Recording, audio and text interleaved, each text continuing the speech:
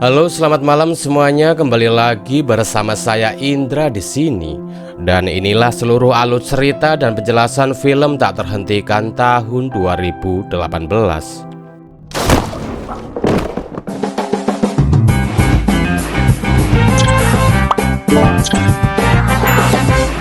Nggak bisa bahasa Inggris. Film ini akan berfokus pada seorang mantan ketua gangster bernama Kang Dongchul bersama temannya yang bernama Jungsik yang memutuskan untuk menjadi seorang kuli buruh di sebuah pasar ikan. Selain seorang kuli buruh di pasar ikan, Dongchul juga merupakan seorang suami dari istrinya yang bernama Jisoo.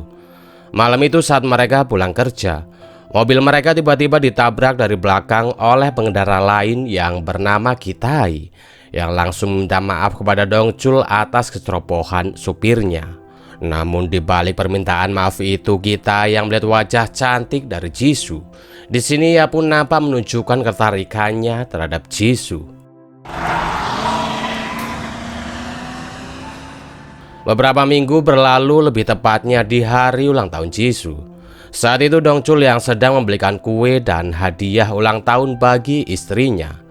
Ia pun gak sadar kalau di rumah Jisoo yang sedang menunggunya. Ia tiba-tiba diculik oleh beberapa orang pria yang tidak ia kenal.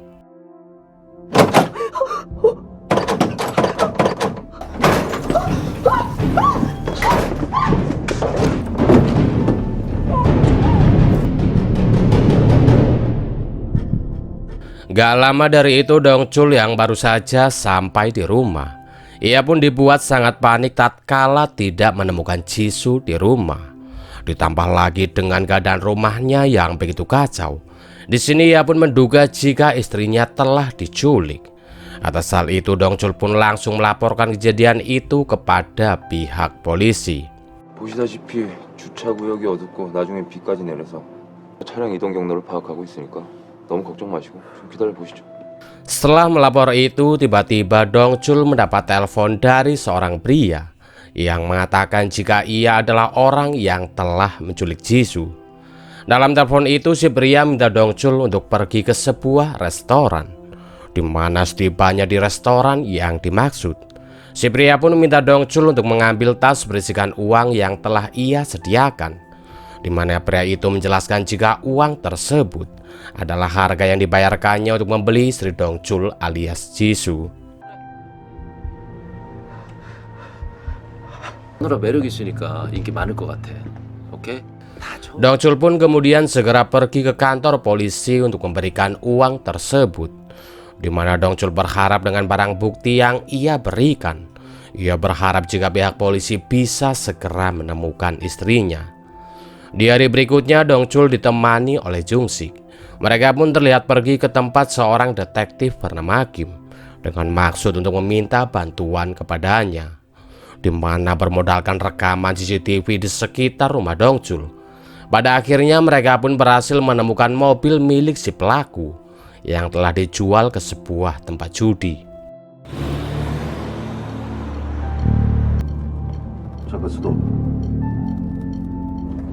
Setibanya di tempat perjudian, Dongchul pun langsung bertanya kepada si manajer mengenai identitas dari si pelaku. Namun si manajer yang mendengarnya, ia pun malah tertawa, sekaligus memanggil para penjaga untuk menghajar Dongchul dan kawan-kawan. Yang mana atas hal itu pun membuat mereka tidak mendapatkan informasi apapun dari tempat judi tersebut.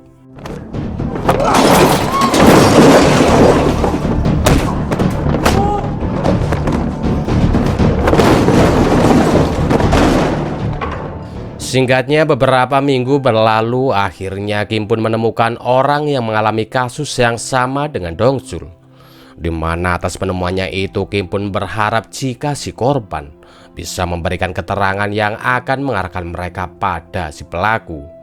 Dan pada akhirnya kasus penculikan Jisoo pun mendapat titik terang tatkala si korban mengatakan jika pelakunya tak lain dan tak bukan ternyata adalah Kitai. Si korban menjelaskan jika Kitai ini sebenarnya merupakan seorang debt collector. Namun di balik profesinya itu, Kitai juga menjalankan bisnis perdagangan manusia yang akan ia jadikan sebagai wanita pengencerit.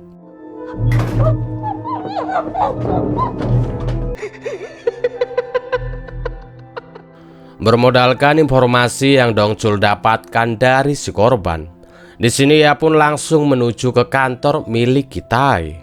Di mana setibanya di sana pada akhirnya ia pun kembali bertemu dengan supir Kitai yang pernah menabraknya. Dongcul yang sudah gregetan pun ia langsung menyerang si supir, sekaligus membawanya untuk diinterogasi.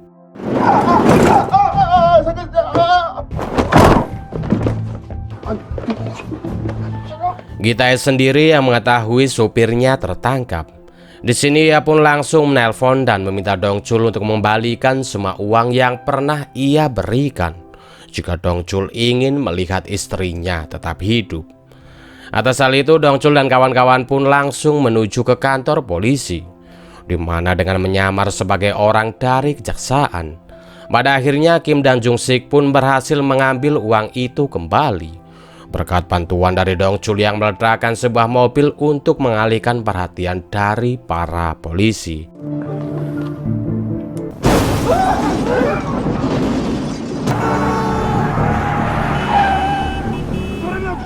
Setelah itu Dongcul pun langsung menghubungi Kitai, di mana ia meminta untuk melakukan pertukaran uang itu dengan istrinya. Di sini Kitai yang mendengarnya ia pun mengiyakan hal itu dan meminta Dongcul untuk segera menemuinya di markas. Namun sayang setelah telepon itu ditutup. Di sini Kitai pun meminta anak buahnya untuk memindahkan seluruh korban ke tempat yang lain. 여기 싹 다 정리해서 철수하고 그 새끼 돈 받으면 그냥 둘 다 죽여. Dipindahkannya para korban ke tempat lain membuat Jisoo memiliki kesempatan emas untuk kabur, di mana dengan dibantu oleh salah satu korban lain. Pada akhirnya ia pun berhasil kabur dari tempat itu. Namun sayang bagi Jisoo saat ia hampir sedikit lagi sampai di kantor polisi. Di sini ia pun harus kembali tertangkap oleh Kitai. Beralih kepada Dongcul yang telah sampai di markas Kitai. Di sana ia pun langsung membantai seluruh anak buah Kitai yang berusaha mengadangnya.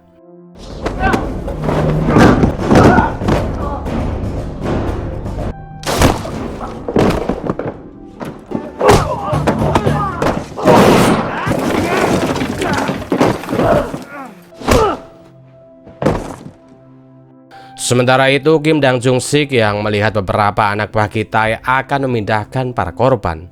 Mereka pun dengan sigap langsung menghentikan aksi itu. Yang mana atas tindakan sigap itu pada akhirnya mereka pun berhasil menyelamatkan para korban.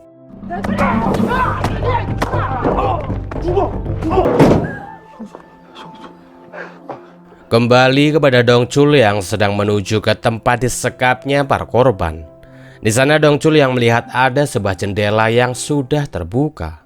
Di sini ia pun menyimpulkan jika istrinya telah berhasil kabur. Mengetahui hal itu Dongcul pun langsung mencari kemana istrinya kabur. Yang mana di tengah pencarian itu Dongcul pun tak sengaja berpapasan dengan Kitai yang sedang membawa istrinya. Sehingga di sini terjadilah aksi kejar-kejaran di antara mereka.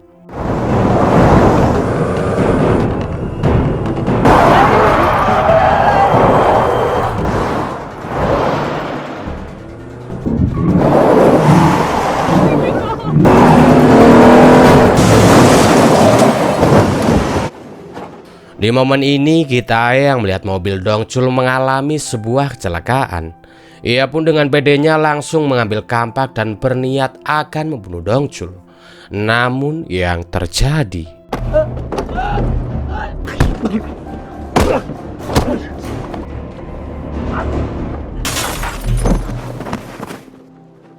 ya, walaupun Dongcul terluka akibat kecelakaan tersebut, namun hal itu sama sekali nggak mengurangi kemampuan fisiknya, di mana dengan emosi dan amarah yang menggebu-gebu, di sini Dongcul pun langsung menghajar Kitai untuk meluapkan semua emosinya terhadap pria yang telah berani menjadikan istrinya sebagai wanita pengencrit.